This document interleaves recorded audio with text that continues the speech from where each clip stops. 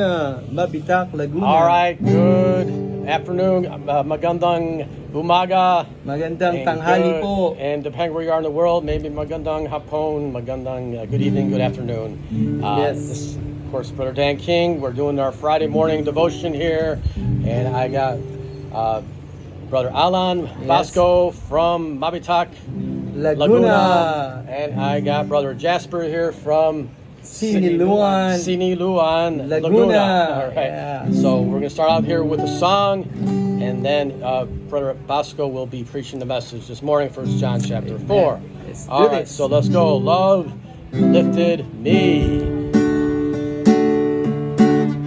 I was sinking deep in sin, far from the peaceful shore, very deeply stained within, sinking to rise no more.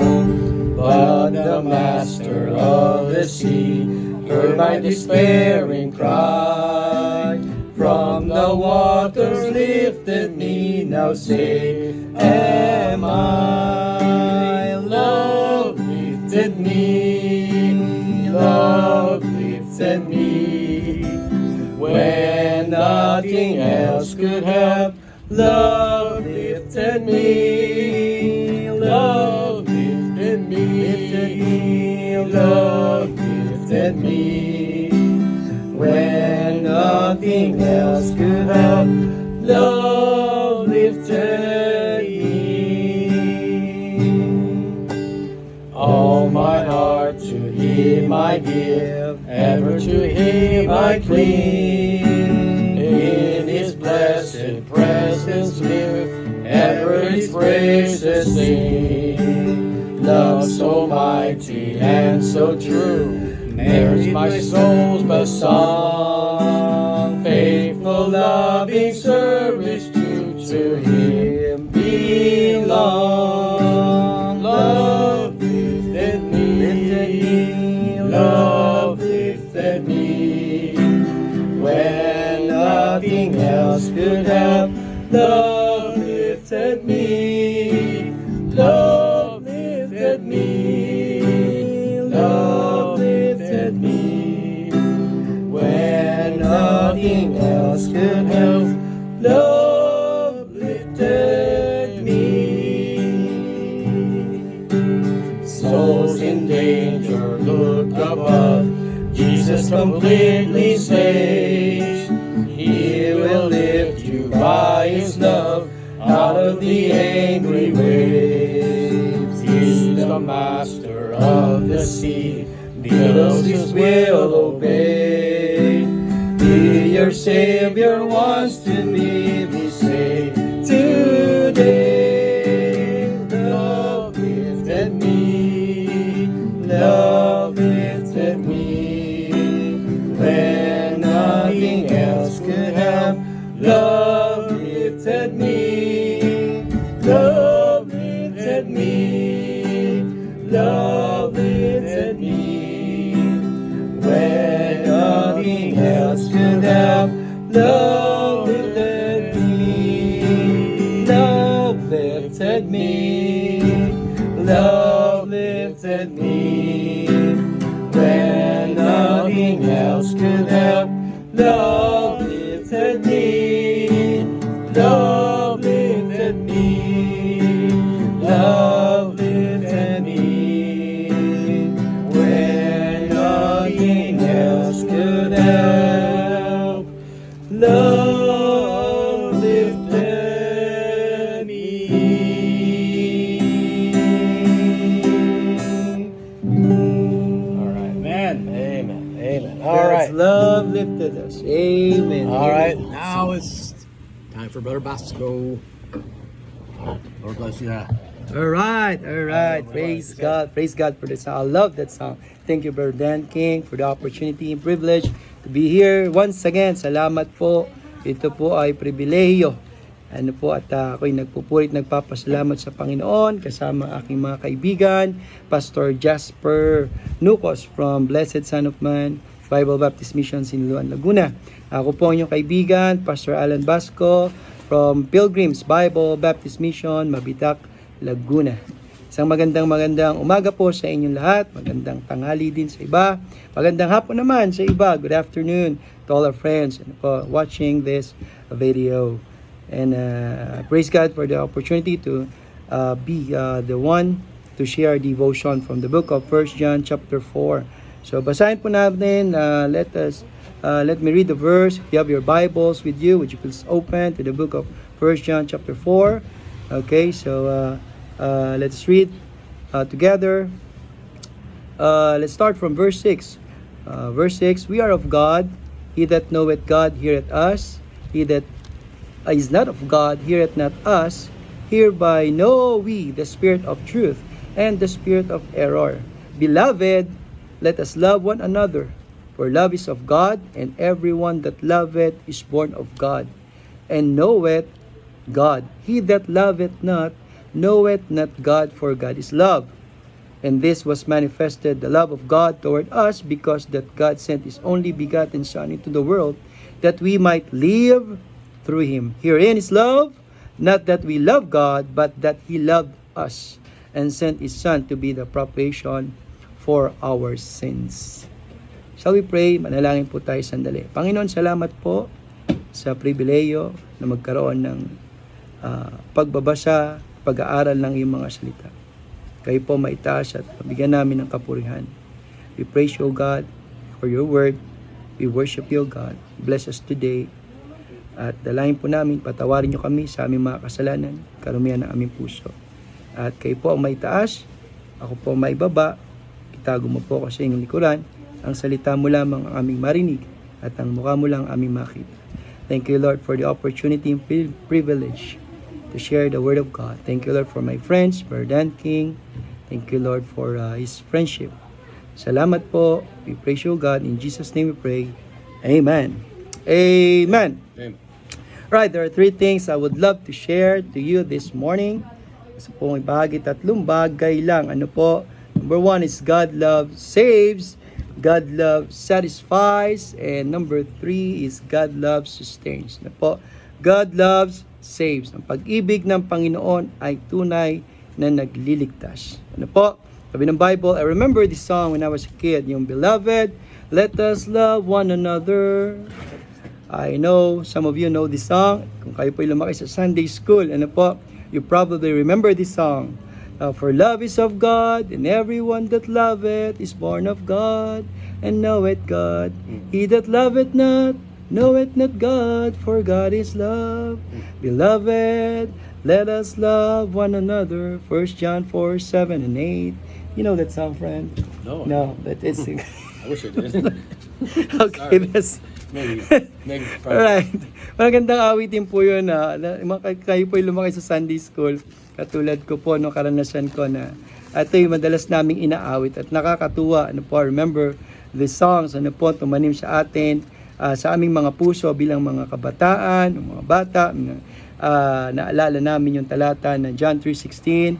Ano po, na ang Panginoon ay pag-ibig, ibinigay niya kanyang bugtong na anak, only begotten Son, the Lord Jesus Christ, para po ating maging tagapagligtas. Number 1, sa pong bahagi that God's love saves. Ano po, ang pag-ibig ng Panginoon ay tunay na nagliligtas. Ano po, sabi ng Bible, and this was manifested the love of God toward us, because that God sent His only begotten Son into the world. Ano po, that we might live through Him. Ano po, upang magkaroon tayo ng buhay na walang hanggan. Ang pag-ibig ng Diyos ay nagliligtas. Ano po? Yun ang tunay na pag-ibig. Ang pag-ibig po ng Panginoon ay hindi nagpapahamak. Ang pag-ibig ng Panginoon ay hindi pagbibigay ng pagdurusa. Ang pag-ibig ng Panginoon hindi nagbibigay ng kasawian o kabiguan sa buhay. God's love does not give us stress. God's love does not give us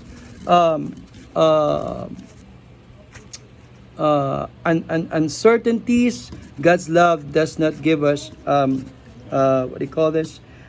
Yung mga bagay po ng kapighatian, ano po, or things that are things that are untowards. Ano po, ang pag-ibig ng Panginoon ay hindi nagbibigay sa atin ng mga bagay na ikapapahamak natin. God's love will not give us things that we would be in trouble or give us troubles. Ano po? Or put us in danger. God's love does not give us that. God's love saves. Ano bang pag-ibig ng Panginoon ay nagliligtas. Kaya nga sabi ng Bible, and this was manifested the love of God toward us because God sent His only begotten Son into the world. That is the measure of God's love, that He gave His only begotten Son, Jesus Christ. God's love is not like the love of this world. Ang pag-ibig ng sanlibutan ay kabiguan. Ang pag-ibig ng sanlibutan ay kapahamakan. Ano po, sometimes in this world, no, especially this generation lovers, binigyan na nila ng ibang kahulugan. The world gives different meaning to love. No, if you love yourself, be yourself. Ano po, sabi ng sanlibutan, kung mahal mo sarili mo, gawin mo kung anong gusto mo. That is not what God wants you to do. Yun po, that's not the will of God. Ano po, ang pag-ibig ng Panginoon ay tunay nagbibigay sa atin ng kapayapaan, ng kaligtasan, buhay na walang hanggan, eternal life. God loves give us salvation. Ang pag-ibig ng Diyos, binibigyan tayo ng katiyakan ng buhay na walang hanggan. Ang pag-ibig, sapagkat ang Diyos ay pag-ibig. Ano po, yun ay kanyang katangian. Ang Panginoon ay pag-ibig, hindi upang, ang pag-ibig ng Diyos sa tao ay hindi upang tayo bigyan ng kapighatian. Ano po, kundi upang bigyan tayo ng kaligtasan, but to give us salvation and eternal life through Jesus Christ. That is God's love. Ano yun ang pag-ibig ng Panginoon. And we praise God for that we have a God who is loving. We have a God that is caring. Salamat po. We praise God for that. Then secondly, God's love satisfies. Ano po? We look at the word propitiation for our sin. Here in His verse 10, here in His love, that not that we love God, but that He loved us and sent His Son to be the propitiation for. We look at that meaning of that word, and po, it means satisfaction. That the sacrifice of the Lord Jesus Christ in the cross, gives satisfaction to the wrath of God. Na binigyan ng, sapagkat si Kristo ay namatay para sa ating kasalanan, tinanggap ito ng Diyos, at ito po ay upang maging kabayaran sa ating kasalanan. Ano po? At bilang makasalanan, kung ating bubuksan ang ating puso sa Panginoong Hesus, na siyang namatay sa krus, binuhos ang kanyang dugo at nabuhay na muli, ay sabi ng Panginoon, sino man sumampalataya ay mayroong buhay na walang hanggan. Believe on the Lord Jesus Christ and thou shalt be saved. Sumampalataya sa Panginoon ay maliligtas. So, God truly gives us satisfaction. God's love satisfies. Ano po? At minsan sa ating buhay, kung minsan nagkukulang tayo ng mga bagay, remember that God love satisfies. Ano po? Ang Panginoon, ang pag-ibig niya sa atin ay magpupuno ng lahat ng ating kakulangan sa buhay. Kung kulang tayo sa pag-ibig, ano po? Andyan ang pag-ibig ng Panginoon. Kung kulang tayo sa ating pagpaningin, sa ating buhay, kulang tayo sa kapatawaran, andyan ang pag-ibig ng Panginoon. It satisfies everything. Kaya nga sabi ng Bible, ano po, sabi ng Panginoon, herein is God's love. Dito ang pag-ibig ng Diyos. Ano pa ang kailangan ng tao? Ano pa ang hinahanap ng tao? Herein is God's love. It will satisfy your soul. It will satisfy your spiritual hunger. It is satisfy your longing. Ano po, ang Panginoon ang magbibigay sa inyo ng satisfaction. Ang Panginoon ang magbibigay sa atin ng completeness. The world cannot give it. Hindi yung kayang ibigay ng mundo. Everything in this world, ang binibigay ng mundo is only temporal things. The world can give you happiness, but it's temporal. The world can give you peace, but it's temporal. Hindi ito pang habang buhay. Ngunit yung pag-ibig ng Panginoon, it satisfies you. It completes you. Na po, wala ka nang hahanapin sa Panginoon. If you have God in your life, if you have Jesus in your heart, then God's love will satisfy you. And lastly, God's love sustains. Ano po?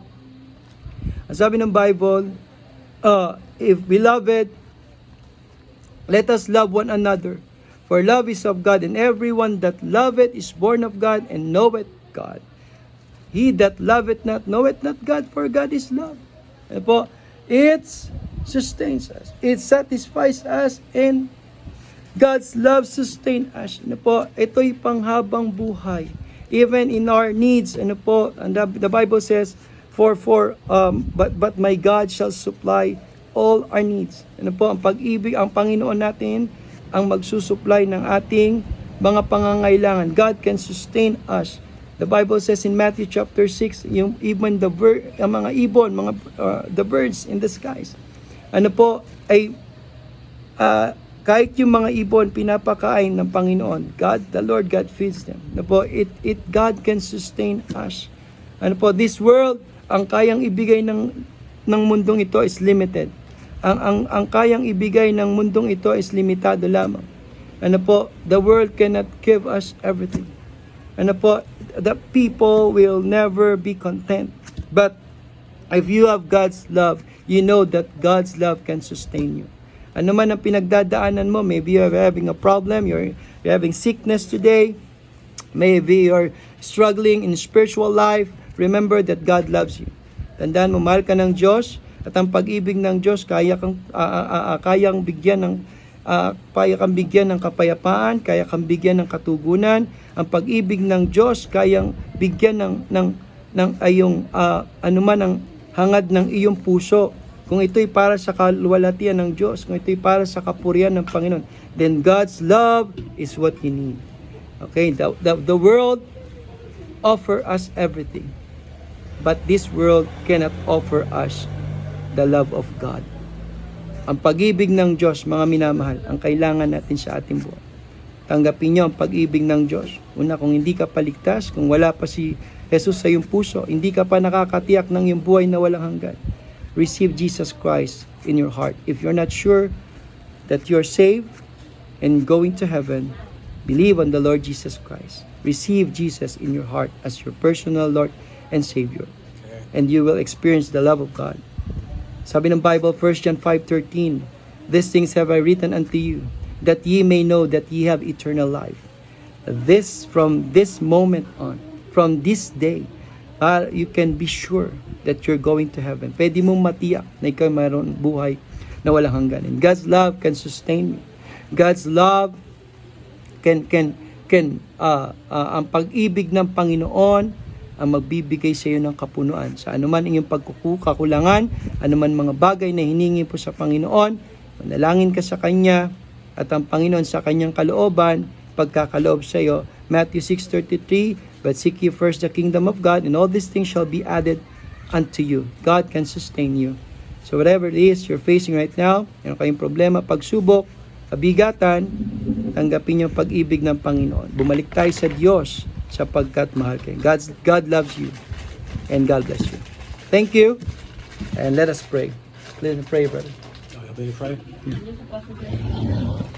All right, thank you. We're going to pray. Thank you so much, Brother Alan Bosco, Pastor Alan Bosco, preaching that message about God's love that is certainly beyond all our comprehension, and that does sustain, does save, does Amen. Satisfies. Nothing does satisfy. Thank you, Lord, for the message. Father, please bless those who are listening today. The recording, may this be used for your honor, your glory. May some come to know you as their Savior, if they have not just yet.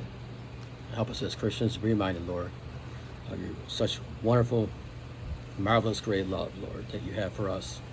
Shedding your blood on that cross, leaving all glory, leaving all heaven, and even taking the most cruel punishment for our sins, Lord. Thank you. What a great, Lord. How can we neglect such a great salvation, Lord? How can man neglect such great salvation? Lord, just let's remember this, Lord, the message, and bless the rest of this day. In Jesus' name. Amen. See Amen. you guys next week. God bless.